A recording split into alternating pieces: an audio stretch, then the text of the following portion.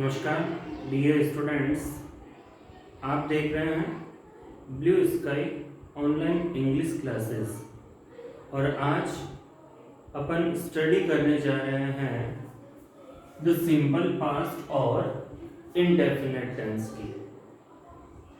हमने प्रेजेंट के भी चारों टेंस पढ़े हैं। उम्मीद है आपको अच्छे से समझ में आए होंगे और जहाँ पे भी समस्या हो आप कॉल भी कर सकते हैं और मैसेज भी कर सकते हैं। डिस्क्रिप्शन बॉक्स में भी अपना जो मैसेज है, जो भी आपकी क्वेरीज हैं, वो भी आप डाल सकते हैं। आपकी समस्या का समाधान किया जाएगा। अब देखते हैं इस टेंस में क्या क्या खास होता है। सबसे पहले जनरली अपन जैसा करते हैं वैसा इसमें भी करेंगे। सबसे पहले इसकी करते हैं रिकॉग्नाइजेशन मीन्स पहचान। क्या होती है हिंदी वाक्यांत में। अब हिंदी वाक्यांत में मुख्य क्रिया के साथ में ता है, ती है या ता था, ती थी और ते थे आदि आते हैं। ता था, ती थी, ते थे आदि आते हैं। इसकी एक और रिकॉग्नाइजेशन या पहचान होती है। वो क्या होती है कि सब्जेक्ट के साथ में नहीं होता है। जैसे मैंने एक आम खाया, उसने एक लेख लिखा, वे जयपुर गए, वो रोई।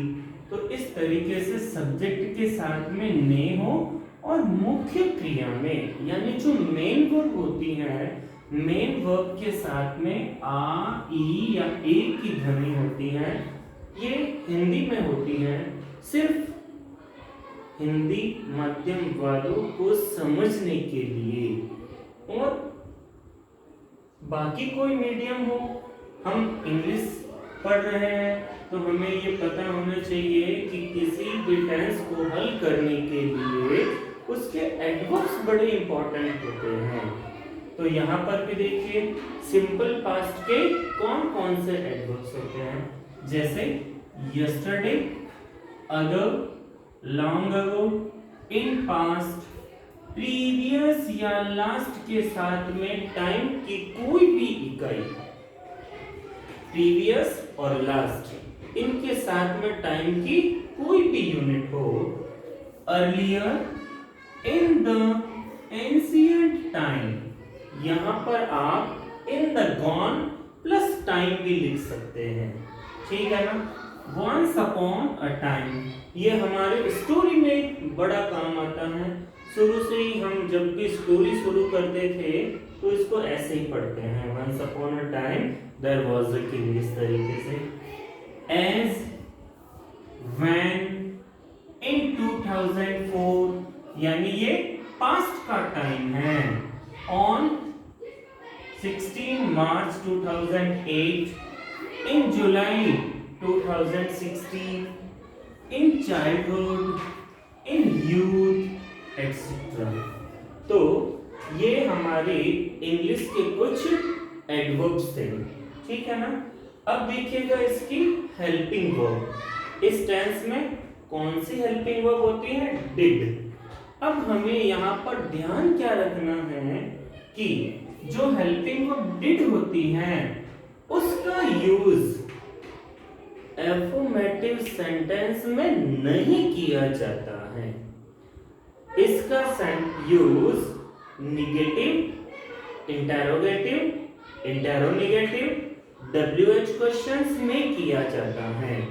इसका मतलब है, मैंने लिख भी दिया है आगे, डिड के साथ में वर्ब की फर्स्ट फॉर्म का यूज करना है। ये बात बहुत अच्छे से ध्यान रखना। एफर्मेटिव सेंटेंस में इसका प्रयोग नहीं किया जाता। किसका प्रयोग नहीं किया जाता है? डिड। हेल्पिंग वर्ब के रूप में नहीं किया जा सकता है, मेन वर्ब के रूप में हो सकता है। जैसे एक सेंटेंस होता है I did it, I did it. इसका मतलब क्या है? अब डू की सेकंड फॉर्म क्या होती है? डिड होती है। तो ये यहाँ पे वर्ब सेकंड है, यहाँ पे ये हेल्पिंग वर्ब नहीं है, मेन वर्ब है, ठीक है ना। और एफर्मेटिव सेंटेंस है। अब देखिएगा मेन वर्ब, मेन वर्ब इसकी वर्ब सेकंड काम में ली जाती है। एक यही टेंस है जिसमें वर्ब की सेकंड फॉर्म काम में ली जाती है। और इसमें भी मैंने नोट लिखा, एफर्मेटिव सेंटेंसेस में ही वर्ब सेकंड का प्रयोग किया जाता है। इससे पहले भी मैंने एक लाइन बोली थी कि हेल्पिंग वर्ब डिड का जो यूज है वो एफर्मेटिव सेंटेंस में इसका प्रयोग नहीं किया जाता है, या इसका मतलब है कि वी टू का यूज ही सिर्फ एफर्मेटिव सेंटेंसेस में किया जाता है। अब स्ट्रक्चर इसके क्या है, सब्जेक्ट, एफर्मेटिव का सब्जेक्ट प्लस वर्ब सेकंड और ऑब्जेक्ट। अब देखना यहां पर अपन ने वर्ब की सेकंड फॉर्म लिखी है। अब देखो आगे चलो नेगेटिव का, सब्जेक्ट डिड के साथ में नॉट और वर्ब फर्स्ट। तो यहां पे सेंटेंस नेगेटिव था, तो नेगेटिव में अपन ने वर्ब की फर्स्ट फॉर्म काम में ली है, ठीक है ना। इसी तरीके से इंटरोगेटिव में डिड आया है तो वर्ब फर्स्ट, इंटरोगेटिव में did not plus verb first. तो ये है इसके कुछ बेस है, ये सिंपल पास्ट या इंडेफिनिट का बेस है। हमें इस टेंस को सॉल्व करने के लिए कम से कम यहां तक तो गुजरना ही पड़ेगा। ये सिर्फ हिंदी में हमारी पहचान में काम आती है, इंग्लिश में आपको ये कहीं नहीं मिलेगा। ये जो हिंदी मीडियम के विद्यार्थी हैं उनके लिए ज्यादा बेनिफिशियल है। अब देखिए इसके यूजेस क्या है। The action which took place once or repeatedly at the past point means ऐसे कार्य जो पास्ट पॉइंट पर, टेंस अपन कौन सा पढ़ रहा है, पास्ट पढ़ रहे हैं, तो ऐसा एक्शन जो पास्ट पॉइंट में या तो एक बार हुआ हो या बार बार घटित हुआ हो। जैसे एक बार अगर अपन बात करें, अब देखो जैसे भारत कब आजाद हुआ था, ऑब्वियसली आपके दिमाग में एक ही आंसर आएगा 1947। क्या आएगा 1947। We get freedom in 1947। अब देखो यहाँ पे ये जो सेंटेंस है वो कैसा है, एफर्मेटिव है। तो एफर्मेटिव में देखो सब्जेक्ट आया है, वर्ब क्या है, गेट। गेट की यहाँ पे कौन सी फॉर्म काम में लेंगे, वर्ब सेकंड क्या होती है, got. We got freedom in 1947। अब देखो यहाँ पे एक्शन कितनी बार हुआ है, 1947 में। जैसे एक एग्जांपल और ले लेते हैं, एक एग्जांपल और लेके देखते हैं, कौन सा रिपीटेडली वाला देखते हैं। अब देखिएगा, मान लीजिए कि आप last year, before last year या उससे भी पहले स्कूल में क्लास में पढ़ते थे, तब आप स्कूल जाते थे। इस सेंटेंस को आज रिपीट करना है तो कैसे करेंगे, I went to school in my childhood. अब देखिए मैं मेरे बचपन में स्कूल जाता था, ठीक है ना। अब देखिए आप बचपन में स्कूल तो जाते थे, लेकिन ऐसा तो नहीं है ना कि आप एक ही बार गए होंगे। तो एक्शन कब का है, पास्ट पॉइंट का है, तो पास्ट में भी बार बार होता रहता था, वो एक्शन बार बार होता रहता था।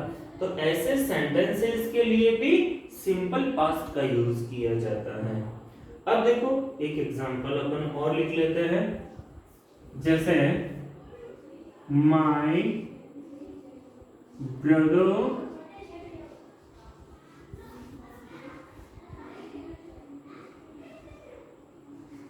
buy a car in 2016.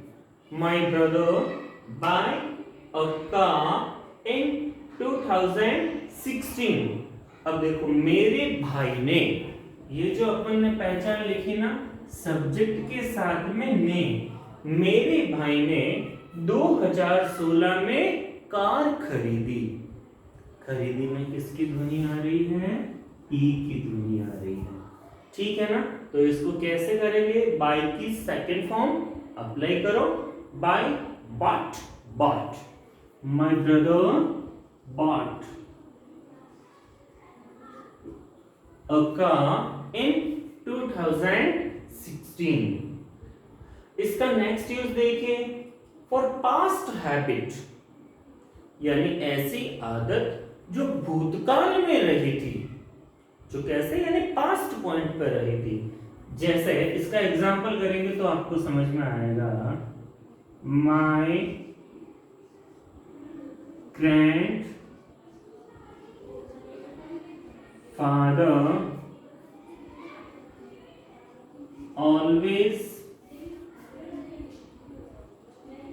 Read the newspaper in the morning in his youth. मेरे दादाजी उनकी युवावस्था में प्राय या हमेशा सुबह अखबार पढ़ते थे। कब पढ़ते थे? सुबह पढ़ते थे। अब देखो यहाँ पे पास्ट हैबिट, हैबिट है तो इसलिए अपन ने क्या लिखा है? ऑलवेज। और हैबिट भी कब की है? पास्ट की। ये हम कैसे पता करेंगे? क्योंकि यहाँ पर एक एडवर्ब दी हुई है यूथ। ठीक है ना? तो अब यहाँ पे अप्लाई कर दो। रीड की सेकंड फॉर्म रेड, रीड की second form red. My grandfather always read the newspaper in the morning in his youth. ठीक है? आगे चलते हैं। For action which went on for some time at the past point, ऐसा action जो past time में कुछ समय तक चला था लेकिन अब नहीं है, कुछ समय तक चला था खत्म हो गया। जैसे एग्जाम्पल करते हैं। जैसे देखो, for action which went on for some time at the past point, ऐसा एक्शन जो पास्ट में कुछ समय तक चला था। जैसे मैंने पिछले वर्ष कुछ समय के लिए 9th क्लास को पढ़ाया। तो यहां पे क्या करेंगे? I teach class 9th last year for some time. I teach class 9th last year for some time. Okay? यहाँ पे अगर अपन ये करते हैं ना, जैसे मैंने पिछले वर्ष 2 महीने के लिए 9th क्लास को पढ़ाया तो भी कोई दिक्कत नहीं है, या फिर last year for some time, ये भी करेक्ट है। अब देखो, जैसे 2 महीने के लिए पढ़ाया या 3 महीने के लिए पढ़ाया, तो यहाँ पे एक्शन वेंट ऑन, चला था, पास्ट में चला था कुछ समय तक, यानी कंटिन्यूअस नहीं चला था। अगर कंटिन्यूअस चला था तो वहां पे पास्ट कंटिन्यूअस का यूज किया जाएगा। तो यहां पर अपन क्या करेंगे? आई टॉट, टीच की second form taught. I taught class 9th last year for some time. Okay? For story telling, ये भी एक अच्छा यूजेस है। हम 9th क्लास तक 10th क्लास तक या जब भी कभी स्टोरी पढ़ते हैं, स्टोरी लिखते हैं, तो स्टोरी हमेशा पास्ट में लिखी जाती है और पोइट्री हमेशा प्रेजेंट में ही एक्सप्लेन की जाती है। इस बात का विशेष ध्यान रखना आप। स्टोरी हमेशा पास्ट में बताई जाती है और पोइट्री हमेशा प्रेजेंट में एक्सप्लेन की जाती है। जैसे the cap seller, the cap seller sell all the caps and take rest under a banyan tree. The cap seller sell all the caps and take rest under a banyan tree, यानी टोपी विक्रेता ने सारी टोपियां बेच दी और एक बरगद के वृक्ष के नीचे आराम किया। तो यहाँ पे दोनों जगहों पे किसका यूज होगा? सिंपल पास्ट का। तो द कैप सेलर, सेल की second form sold all the caps and take, तो टुक हो जाएगा, टुक और rest under a banyan tree. तो ये तो था सिंपल पास्ट का part A.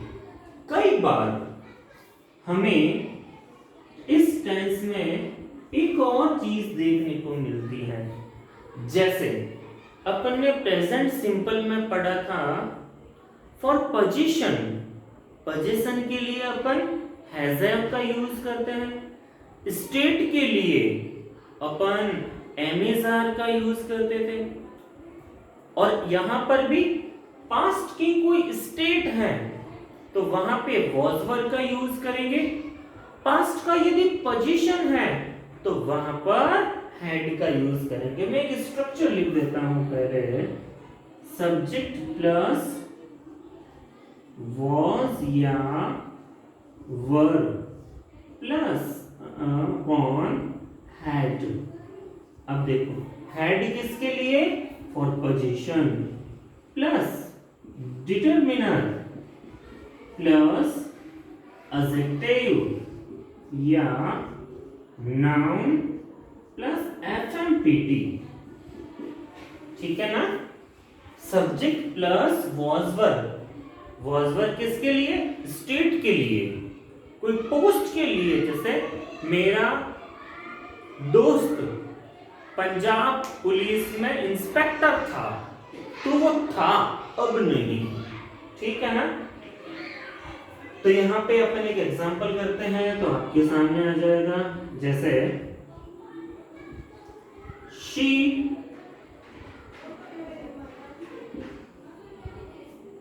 A fool, she was an intelligent girl in her school time, in her school time। जैसे देखिए शी बी, ये अब है ना, ये बी वाली जो वर्ब है ये बेस वर्ब होती है। An intelligent girl in her school time, यानी अपने स्कूल के समय में वो होशियार लड़की थी। तो यहाँ पे किसका यूज करेंगे? वॉज का। She was an intelligent girl in her school time. एक एग्जांपल हेड का भी देखते हैं। Radhika had a gel pen at that time। Radhika के पास में उस समय जेल पेन था, यानी उसकी पॉकेट में जेल पेन था। तो बात कब की हो रही है? पास्ट की हो रही है, तो यहां पर क्या हो जाएगा, हैड। अब देखिएगा, इसी का हमें निगेटिव बनाना है, तो कैसे बनाएंगे, Suresh not be much money to buy that car. अब देखो, Suresh not be much money to buy that car. वो कार खरीदने के लिए सुरेश के पास में उतने पैसे नहीं थे। कब नहीं थे, पास्ट पॉइंट पर नहीं थे। तो अब यहां पर देखना थोड़ी सी, सुरेश सेंटेंस पढ़ रहे हैं अपन, कौन सा, पास्ट पढ़ रहे हैं। अब नॉट है तो नेगेटिव ढूंढो, ऑक्सिलरी वर्ब क्या है, डिड, यहां पे इसका यूज करेंगे, सुरेश डिड, नॉट का नॉट। अब पोजीशन शो करना है। अब देखो, अब ये तो है V2, यह हेड क्या है, V2 है, यानी पोजीशन का V2 है। जैसे इसकी वर्ब फर्स्ट होती है हैज हैव, सेकंड होती है हैड और थर्ड फॉर्म होती है बीन। इसी तरीके से नेगेटिव है तो डिड नॉट, यानी ये डिड आ गई ऑक्सिलरी वर्ब, नॉट अपन ने लिख दिया। अब बेस वर्ब लिखो, इसकी बेस वर्ब क्या हो जाएगी, have. Much money to buy that car. उम्मीद करता हूं आपको ये टेंस अच्छे से समझ में आया होगा। जहां कहीं पर भी दिक्कत हो, डेफिनेटली आप इनबॉक्स में, थ्रू व्हाट्सएप, कैसे भी करके आप वो आपकी जो क्वेरीज हैं वो मुझ तक पहुंचाइए, ताकि आपके डाउट्स को दूर किया जाए। और लॉकडाउन है तो आप अपने घरों में ही बैठ के अध्ययन करें। जहां पर भी समझ में नहीं आया है तो किसी भी चैनल के माध्यम से आप इन्फॉर्म कराएं। आपको आज बच्चों की आवाज़ बहुत सुनाई दे रही होगी, क्योंकि बच्चे अब बोर हो चुके हैं घर में, इसलिए उनको भी खेलने के लिए चाहिए कुछ ना कुछ। तो मेरा ऐसा मानना है कि कैसे भी करके ये जो स्कूलों या टीचर्स या गवर्नमेंट ने जो एक प्रयास किया है, वो प्रयास क्या है कि एटलीस्ट बच्चों के पास में शिक्षा पहुंचनी चाहिए। I hope you got it completely. Kindly subscribe the channel and press the bell icon so that whenever I load a new video, you will got an information for the same. Thank you. You are watching Blue Sky online classes. I am Om Prakash Khichi. Thank you. Jai Hind, Jai Bharat.